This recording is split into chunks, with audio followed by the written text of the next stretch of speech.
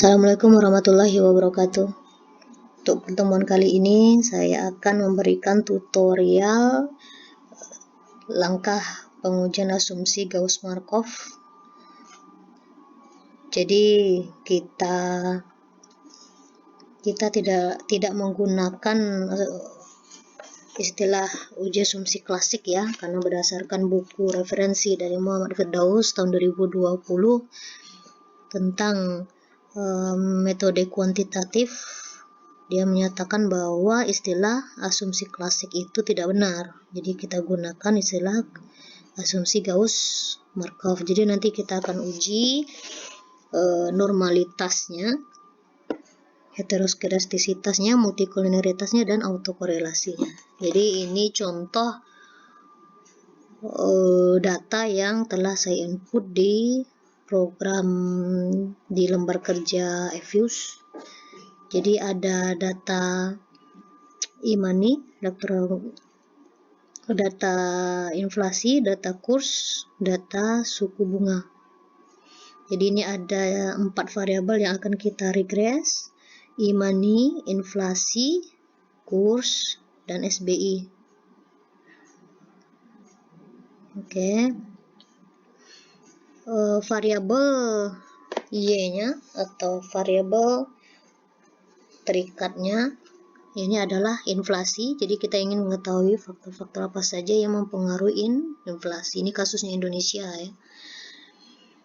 Jadi untuk variabel yang kita input di sini ada ada e-money, ada suku bunga, dan ada kurs. Jadi apakah 3 variabel X ini atau variabel bebas ini mempengaruhi inflasi di Indonesia? Nanti kita coba uji ya. Cara menginput data Anda pelajari otodidak, itu juga sudah pernah saya sampaikan di materi perkuliahan sebelumnya, karena ini sudah expirednya ya sebenarnya. Jadi ini boleh kita cek nih datanya, bisa Anda double klik nih data ini. Kalau data ini data inflasi.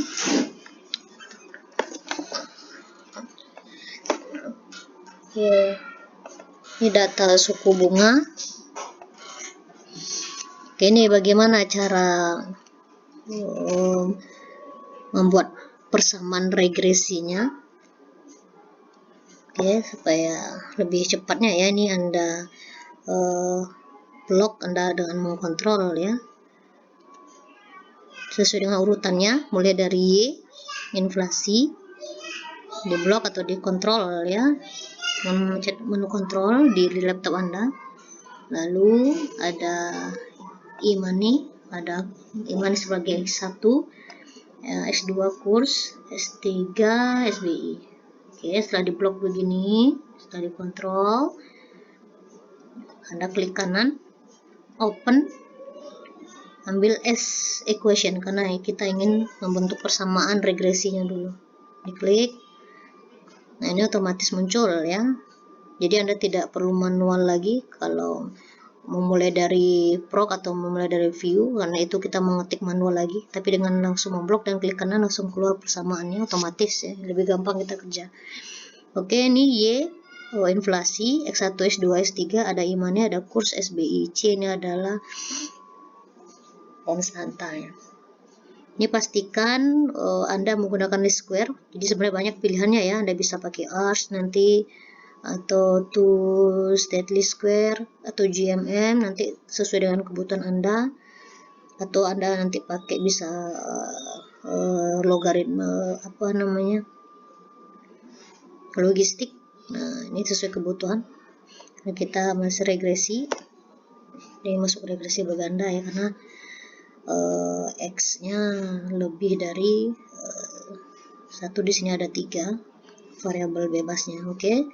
Nah, ini sampel kita mulai dari tahun 2015 bulan Januari sampai tahun 2019 sampai bulan Desember. Nah, itu dari data kita. Dipastikan juga betul. Oke. Kita klik oke. Nah, inilah persamaan regresi kita.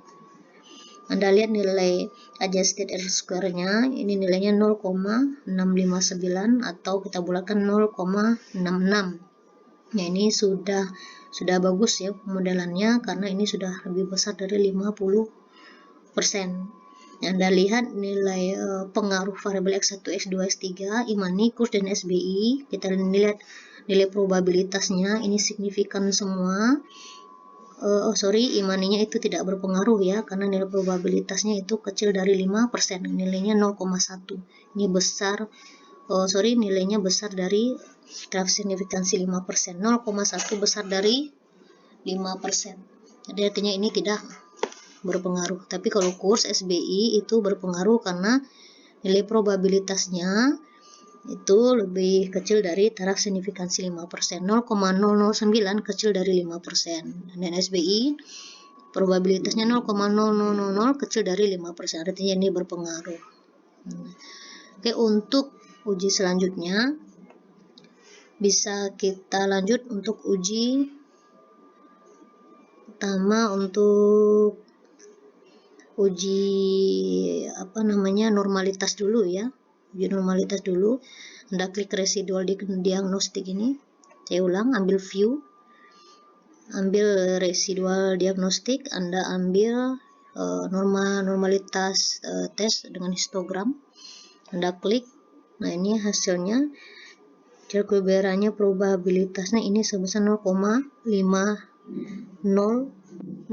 Kalau di bulannya 0,51. Ini artinya besar dari taraf signifikansi 5%. Artinya data Anda itu normal, memenuhi asumsi Gauss-Markov, normalitasnya lewat.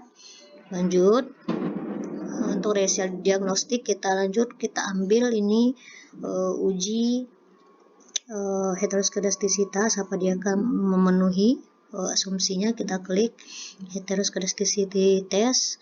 Boleh Anda ambil uji spesifikasi tes bagi BP Godfrey atau Harvey, Glatzer boleh, Arts, White boleh, terserah. Saya ambil BP Godfrey saja. Anda klik, oke kan. Nah, lihat nilai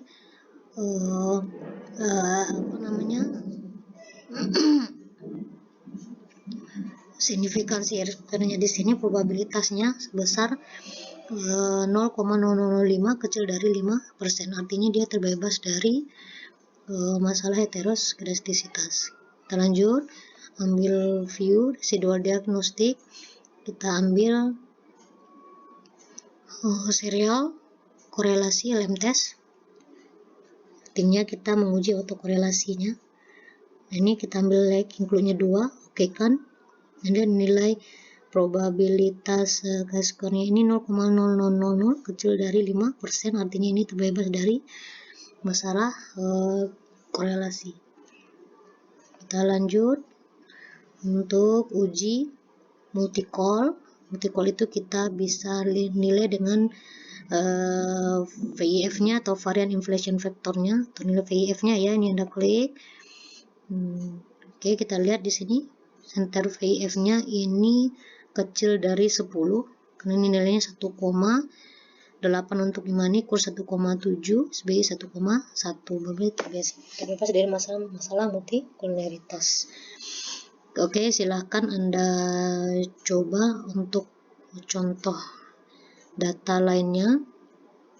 Sekian tutorial untuk uji asumsi Gauss-Markov ini. Assalamualaikum warahmatullahi wabarakatuh.